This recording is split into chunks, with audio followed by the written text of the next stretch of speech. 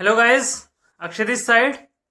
सो आज हम जिस टॉपिक को डिस्कस करेंगे that is about physical change and chemical change. Hindi में इसको बोलते हैं भौतिक परिवर्तन और रासायनिक परिवर्तन।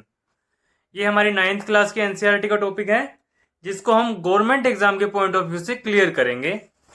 कुछ बच्चे लूसेंट पढ़ के सोचते हैं कि हाँ हमारे सारे डाउट्स क्लियर हो जाएंगे, तो वैसा नहीं होने वाला। कृपया करके 9th और 10th की एनसीईआरटी पर फोकस करें।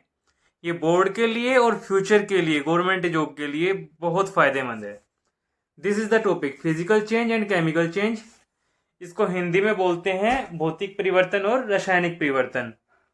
हिंदी मीडियम वाले बच्चों के लिए मैं क्या करूँगा कि स्टिकर्स वगैरह लगा दूंगा यहाँ पे, जो भी हिंदी की टर्मिनोलॉजी मुझे नहीं आती। एज आई टोल्ड यू कि मेरा अपना मीडियम इंग्लिश था, तो मेरी यही कोशिश रहेगी कि मैं आपको समझाने की पूरी कोशिश करूँगा। इसके बावजूद अगर आपके कोई डाउट्स रहते हैं तो जूम ऐप के ज़रिए मैं ऑनलाइन आने की कोशिश करूँगा 7-8 बजे के आसपास शाम को, ताकि मैं आप लोगों के डाउट्स क्लियर कर सकूँ। उसकी आईडी भी मैं आप लोगों के साथ शेयर कर दूंगा। बाकी जो भी डाउट्स हैं आप पहले कमेंट सेक्शन के थ्रू डिमांड कर सकते हैं कि हाँ सर ये डाउट्स हैं, आप पूछ सकते हो। So let's start the topic. The first one is physical and chemical changes, right. So physical change की हम बात करते हैं। मान लो कोई भी केमिकल रिएक्शन हुई है, एक तरफ रिएक्टेंट है एक तरफ प्रोडक्ट है। लेफ्ट साइड में रिएक्टेंट है, राइट साइड में प्रोडक्ट है। दो रिएक्टेंट आपस में रिएक्ट करेंगे और एक प्रोडक्ट बनाएंगे, यानी कि दो अभिकारक आपस में अभिक्रिया करेंगे और एक उत्पाद बनाएंगे, राइट। एग्जाम्पल के लिए हम ले सकते हैं, जैसे कि वाटर ले लिया आपने और वाटर में आपने शुगर ऐड कर दिया। ठीक है, वाटर में शुगर ऐड किया, वाटर प्लस शुगर। अब क्या बनेगा? मीठा पानी बन जाएगा। वाटर प्लस शुगर क्या हुए? रिएक्टेंट। पानी बना मीठा, ये हुआ प्रोडक्ट। अब आप ये चेक करो कि क्या जो प्रोडक्ट बना है, यानी कि जो मीठा पानी है, क्या उसकी प्रॉपर्टीज वाटर और शुगर के सिमिलर हैं, हाँ या नहीं? प्रॉपर्टीज में हम क्या देखेंगे, जैसे कि फिजिकल प्रॉपर्टीज होती हैं। फिजिकल प्रॉपर्टीज में आप चेक कर सकते हो, जैसे कि कलर चेक कर सकते हो। आप कलर में सिमिलरिटी दिखेगी आपको, लगभग लगभग दोनों तरफ सेम सेम टाइप का कलर है, राइट। पानी मीठा होगा, मीठा कौन सा है? शुगर है मीठा रिएक्टेंट में, प्रोडक्ट में आपको मीठा मिल रहा है, तो ये भी लगभग लगभग सेम होगी। टेस्ट चेक करोगे, वो भी आप चेक कर सकते हो दोनों तरफ। मेल्टिंग पॉइंट, बॉइलिंग पॉइंट, ये सब चीजें आप चेक कर सकते हो। हार्डनेस चेक करोगे, कितना हार्ड है, पार्टिकल्स के बीच में कितना स्पेस है, वो भी आपको लगभग लगभग सिमिलर मिलेगा दोनों तरफ। तो जाहिर सी बात है, वाटर प्लस शुगर को मिला के जो मीठा पानी बना है वो एक फिजिकल चेंज है, राइट। वो एक केमिकल चेंज नहीं है, क्योंकि प्रोडक्ट की properties are somewhere similar to reactant properties, right. दूसरा एग्जाम्पल हम ले सकते हैं। दूसरा एग्जाम्पल क्या ले सकते हैं?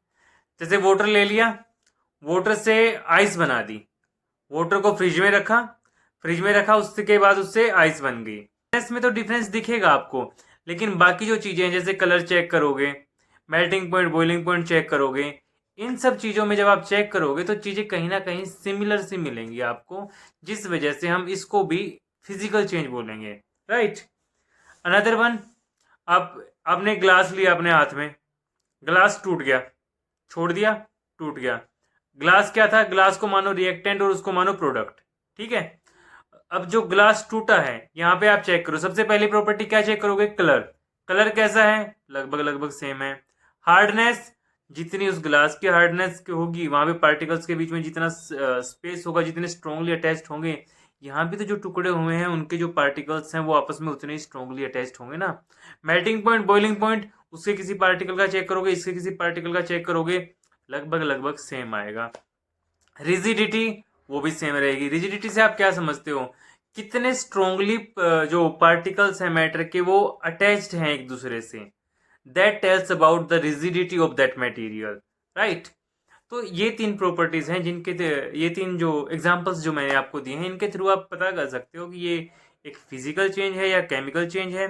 जो 9th क्लास के एनसीईआरटी में आपको प्रॉपर्टीज मेंशन की गई हैं, मैं उनका आपको लिखवा देता हूँ एक बार नोट्स के थ्रू। आप लिख लीजिए, कॉपी पेन उठाइए। इसमें आप ये लिख सकते हैं कि the properties that can be observed and specified, मतलब जो प्रॉपर्टी किसी भी फिजिकल चेंज को दर्शाने के लिए, यानी कि परफॉर्म करने के लिए लिखी गई हैं आपकी एनसीईआरटी की नोटबुक में, वो क्या क्या है वो लिख लीजिए एक बार। That is, first one is colour, second one is hardness, third one is rigidity, fourth is fluidity, 5th is density, 6th is melting point, 7th is boiling point, et cetera are the physical properties. तो ये सामान्य सी properties थी जो कि आपको physical change दिखाने में या चेक करने में आपकी हेल्प करेंगी। सेकेंड चेंज, केमिकल चेंज की बात हैं, केमिकल चेंजेस की। केमिकल चेंज यानी कि रासायनिक परिवर्तन जो हमारे हैं, लाइक जैसे हमारी बॉडी में रासायनिक परिवर्तन होते हैं, हॉर्मोन्स इम्बैलेंस होता है, वो सारे केमिकल चेंजेस हमारी बॉडी में भी होते हैं। केमिकल चेंजेस कुछ ऐसी चीजें जिसपे कि दुनिया टिकी हुई है। हर चीज में आपको केमिकल चेंज देखने को मिलेगा बहुत ज्यादा क्वांटिटी में। जैसे कि आप बोल सकते हो बर्निंग ऑफ कैंडल, आपने मोमबत्ती को जला दिया, मोमबत्ती को जलाने के बाद क्या हुआ कि जैसे ही आपने मोमबत्ती को आग लगाई तो जो वैक्स था, वैक्स उड़ जाएगा। कलर का हार्डनेस रिजिडिटी कैसे चेक करोगे, वो तो उड़ गया, नो चांस। उसके बाद क्या आता है इसमें, जैसे कि हम देख सकते हैं melting point, density, boiling point, तो वहां तो कुछ है ही नहीं ना। जाहिर सी बात है इसको हम फिजिकल चेंज ना बोल के केमिकल चेंज बोलेंगे, क्योंकि जब हम प्रोडक्ट और रिएक्टेंट का कंपैरिजन कर रहे हैं तो हमें वहां पे प्रॉपर सिमिलरिटी नहीं मिल रही है, डिफरेंस इतना ज़्यादा है, एक मोमबत्ती और एक उड़ चुका है। अनदर एग्जाम्पल जो हम ले सकते हैं that is burning of coal. आप कोल, जैसे आपने कोयले को जला दिया, कोयले को जलाने के बाद क्या होगा, ऐश बनेगी, जाहिर सी बात है राख बन जाएगी और कार्बन डाइऑक्साइड उड़ जाएगी। अब राख के और कोयले के बीच में हम क्या कंपैरिजन करेंगे, चेक कर low boiling point, melting point, कौन कितना हार्ड है, उसका कलर कैसा है। दोनों चीज़ों में इतने सारे डिफरेंस हैं कि आप क्लियर हो जाओगे कि that's not a physical change, that is a chemical change.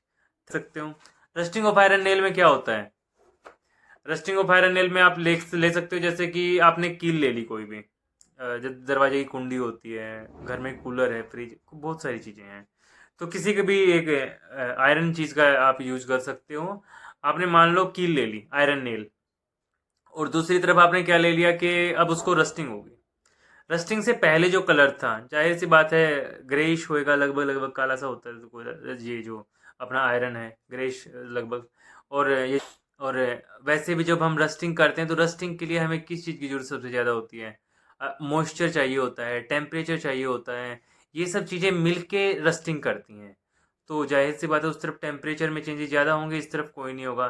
तो ये बहुत सारी चीज़ें ऐसी हैं जो डिटरमाइन कर रही हैं कि rusting of iron is a chemical change.